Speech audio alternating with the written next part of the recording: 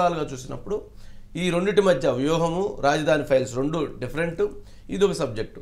ఇక మనం ఆశ్చర్యకరమైనటువంటి అంశం నిన్న వైవి సుబ్బారెడ్డి గారు ఒక కామెంట్ చేశారు. వైవి సుబ్బారెడ్డి గారు బయట, అట్లాగే బొత్స సత్యనారాయణ గారు బయట, రెండు బయట్స్ రెడీ చేయండి, ప్లే చేయండి. నిన్న ఏం చెప్పారు వైవి సుబ్బారెడ్డి గారు? మేము ఉమ్మడి అసలు ఆంధ్రప్రదేశ్ అమరావతి రాజధానిని మేము 3 ప్రాంతాలుగా చేయాలనుకున్నాము, 3 రాజధానులుగా. అందులో విశాఖ అడ్మినిస్ట్రేటివ్ క్యాపిటల్ తీసుకురావాలనుకున్నాము. తెలుగుదేశం పార్టీ ప్రభుత్వం, తెలుగుదేశం పార్టీ నేతలు కోర్టులో కేసులు వేయటం వల్ల అది ఆటంకం సృష్టించబడి ఆలస్యమైంది. కావున మేము ఉమ్మడి రాష్ట్రంగా, ఉమ్మడి రాజధానిగా హైదరాబాద్ ఉండాలని చెప్పని మేము డిమాండ్ చేయబోతున్నాము. లోక్సభలో, రాజ్యసభలో కూడా మేము దీని మీద పోరాడతాము. రేపు ఎన్నికల తర్వాత దీని మీద ప్రణాళిక చేస్తామని చెప్పని స్వయంగా వైవి సుబ్బారెడ్డి గారు చేసినటువంటి కామెంటు.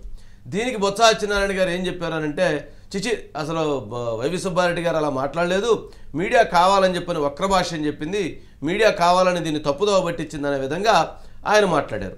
అసలు ఎలాంటి పరిస్థితి ఏర్పడిందంటే, గతంలో అంటే ఒక 15-20 సంవత్సరాల క్రితం రాజకీయ నాయకులతో ప్రెస్ కాన్ఫరెన్స్లో ఆ రోజు కెమెరాలు ఏమీ లేకపోయినా కానీ ఒక నేత ఒక మాట మాట్లాడిన తర్వాత ఆ మాట కట్టుబడి ఉండేవాడు.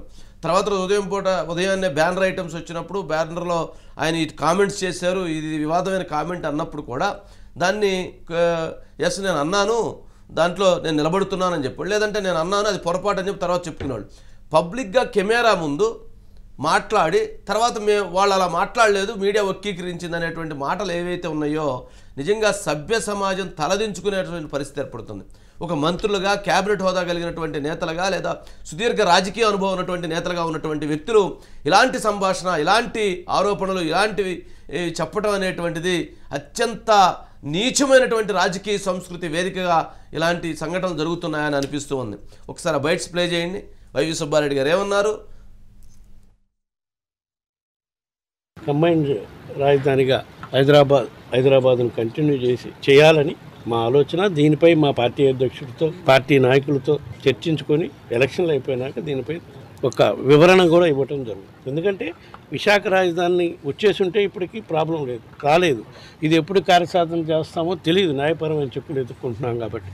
అవి వచ్చేంత వరకు ఈ స్టేటస్ అన్న కంటిన్యూ అయితే, కంబైన్డ్ క్యాపిటల్గా హైదరాబాద్ కంటిన్యూ అయితే మనకి హైదరాబాద్లో హక్కు ఉంటుంది. హైదరాబాదు భారత్ గారు ఏం చెప్పారో, ఆయన ఏమన్నారో ఒకసారి పరిశీలించుకుంటే తెలుస్తుంది. అంతేగాని అందులో ఫుల్ స్టాప్ని కామాలు తీసి ఎక్కడో మాటను పట్టుకుని దాన్ని వచ్చి అటు ఒక 10 వాక్యం ఇటు 10 వాక్యం చేర్చుకుంటారంటే ఎలాగవుతుంది?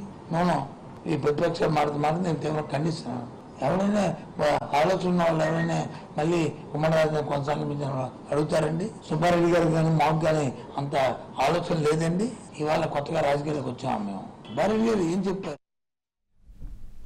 అన్నీ ఆయన చెప్పారు. మనం చెప్పినవి కూడా మొత్తం బొత్స సత్యనారాయణ గారు చెప్పేశారు. మేము ఇప్పుడే రాజకీయాలు వచ్చాము, మాకు ఆ మాత్రం బుర్ర లేదా, మాకు ఆ మాత్రం మైండ్ లేదా, మేము మాత్రం మనుషులం కాదా, ఇలాగే ఆయన ఇండైరెక్ట్గా అటువంటి పదాలన్నీ వాడారు. వైవి సుబ్బారెడ్డి గారు మాట్లాడిన బయట ముందు మనం వేసాం, తర్వాత బొత్స సత్యనారాయణ గారు మాట్లాడిన బయట మనం వేసాం. వాటిని కట్ చేసి వాటిని అతికిచ్చి చేశారంట. ఏంది అతికిచ్చేది? ఇది ఏమైనా వోక్స్ వ్యాగన పోయా ఏం చేద్దాం అన్నట్టుకుంటే ఎట్లా? అంటే ఒక రాజధాని విషయంలో చేసేటువంటి కామెంట్స్ ఎంతటి బాధ్యతారాహిత్యంగా ఉన్నాయి అనేటువంటిది ప్రశ్న ఇక్కడ.